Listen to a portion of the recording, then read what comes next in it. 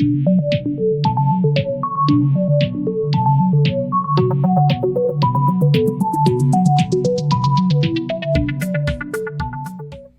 everyone, welcome back to the Thinking Crypto channel. I have a very, very special guest with me, the Mayor of Miami, Francis Suarez. Mayor, it's an honor to be speaking to you today. No, Tony, the honor is mine, and it's an honor to be on your podcast.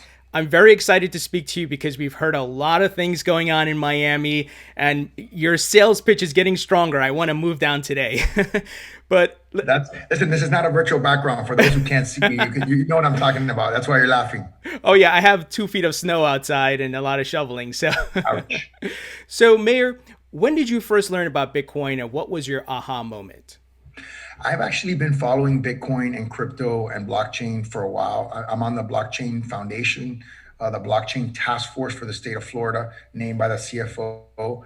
I'm a finance undergrad. I've been involved in finance for a while. And also, my dad's an engineer. My grandfather, his father is an engineer, dean of the engineering college. So, we were always very mathematically oriented. And so the concept of creating a technological system that in essence was a money exchange and doing it in a decentralized fashion that is transparent, verifiable, and quick, to me made a lot of sense. And frankly, it's not really a big departure from what we're already doing. People sort of misconceive, I think, the way money is right now. We obviously have a fiat currency in the US dollar. But if you go right now and you want to see how much money you have in the bank account, you don't walk to the bank and then see like a little area where it says Francis Suarez's account and you see a bunch of stacks of bills. No, you go online and you see what the electronic representation of the money that you have. So it's really not that big a departure from what we already do. The only difference is it's not controlled by a central authority, meaning that it can't be manipulated by a central authority. Absolutely. And we recently heard that you have plans to potentially put Bitcoin on Miami's Treasury reserve, so to speak, or allocate some of the Treasury reserve to Bitcoin. Can you tell us about that? Yeah, there's a couple of things that we're looking at doing. One of them is we want to copy. Imitation is the highest form of flattery. We want to copy other states like Wyoming who have very crypto-friendly laws. So we're looking to do that at the state level. At the city level, we want to do three things. One is we want to give our employees an opportunity or an option to receive a portion of their salary in Bitcoin or in crypto. We want to give our residents an opportunity to pay for fees and taxes in crypto as well. And the third thing that we're looking at, depending on whether or not we can make it work, is also holding Bitcoin as an investment in our treasury. So that is something that we're looking at. It's probably the third of the three things that we want to do because I think the other ones are a little easier to do. Sure. And we want to sort of walk before we can run. But and we get people used to it. But it's certainly, we want to be cutting edge. And frankly, I just think even talking about it pushes other people to do it. You know what I mean? Just the fact that we are talking about doing it. Now everyone has that competitive, oh, we want to get there first. So I think Sure. that's really healthy. When I think it was, I forget who it was that challenged to see how quickly, I think it was Balazs who challenged to see how quickly you could put the Satoshi white paper on. And Yes. we were the second entity, second country after Estonia. And Miami was the first, American city and government that put it on the website. And just doing something as simple as that, I think my tweet on that got 3 million impressions. I mean, it's incredible how doing something that is so simple and so basic can have such a profound impact.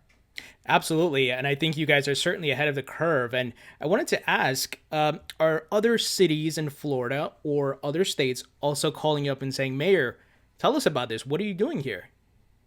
They are. I have a good friend, Manny Sid from Miami Lakes, who just recently told me that they're trying to do it. Look, everybody is watching all the amazing press that we're getting. And, they are, first of all, very thankful.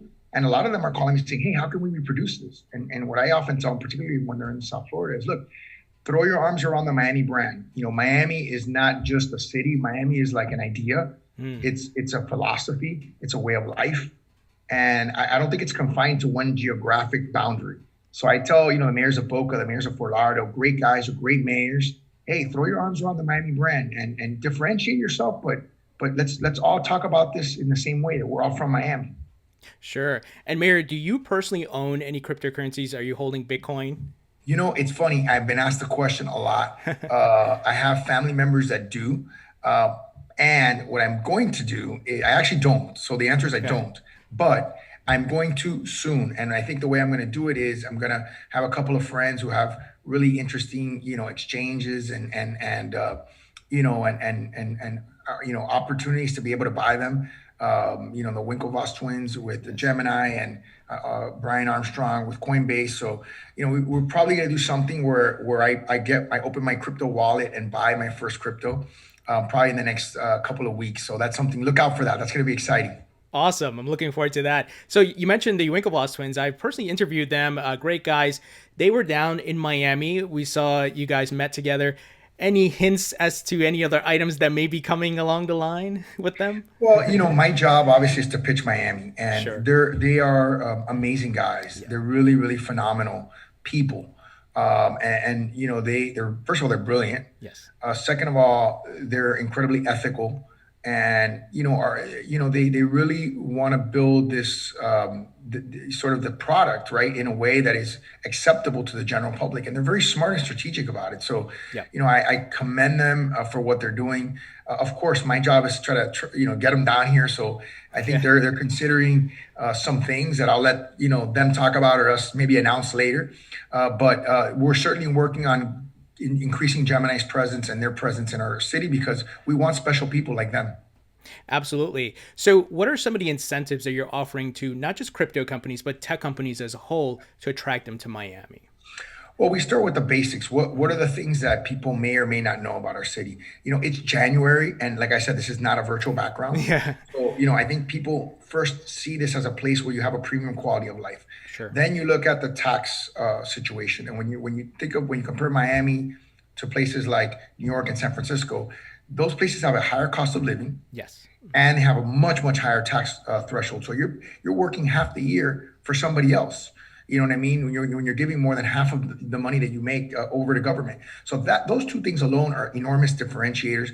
But aside from that, we have incentives for small companies that are locating in our downtown area. They get $50,000 a year for 3 consecutive years if they fit the program. If they're larger companies and they're putting in more than a $3 million investment and making more than 10, creating more than 10 jobs, they can get up to an 80% discount from their property taxes for a 10-year period. So when you think about what does a company think about in terms of investing, if you invest in an opportunity zone and you create more than you invest more than $3 million, create more than 10 jobs, right? You could literally not have to pay any state income taxes, not have to pay any local income taxes, have an 80% discount on 50% of your property taxes, and pay zero federal income taxes if you sell the business in 10 years if you're in an opportunity zone. So Mm, the tax proposition alone is life changing, life altering. So when you sure. can bring that all together and you put that all in one package, the question really isn't why are people, why should someone move to Miami? The real question is why haven't they already? Sure, absolutely. I love that, and I love your vision for Miami being tech focused. And one thing I did want to ask, and this may be not on the table yet, but obviously there's a mining boom in the United States around Bitcoin. Are you Yep. planning to do anything around that with miners? Look, we again, we want to be as crypto friendly and crypto forward as possible. So we want laws that allow for banking. Hmm. We want laws that allow for exchanges.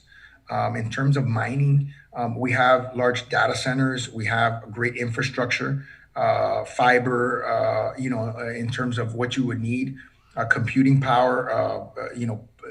Florida Power and Light is one of the biggest nuclear power plants in the country. So we have, the ability to power large Mm, computing stations and large computing data centers. So we think as a mining area, we could be as competitive or probably more competitive than any place on earth, frankly. wow. Final question here. Right now the crypto market is still a bit nascent. It's on the rise. It's maturing, and there's still a need for regulatory clarity in some areas. Have you personally engaged with regulators in DC and other folks to try to push the market forward? Yeah, so we're doing that at the state level right now. Mhm. I haven't been asked to get involved in federal regulation, but I certainly would be amenable to that. I feel like, as a mayor, you're sort of the boots on the ground, and you have a very unique perspective. So I have absolutely no problem with getting involved with federal regulation because it's something that I believe in. If I didn't believe in it, I wouldn't, take the time and the energy and spend the time, to push it. Absolutely. So, Mayor, because we're short on time here, I want to wrap it up with some quick rapid fire. What's your Sure. favorite food? Well, I just had some cacio pepe, which was really good, and some pasta. It was excellent. Awesome. Favorite musician or band? I think I don't know why Phil Collins is coming to mind right now. Genesis. I'm not sure why, but that's what's coming to my mind right now. Can't go wrong with Phil Collins. Yeah. Favorite movie? E.T. is coming to my mind, but I like Forrest Gump too. Very Forrest cool. Gump is a good one. And favorite book? Well, Bitcoin billionaires, of course. How could I not answer it that way? I mean, I have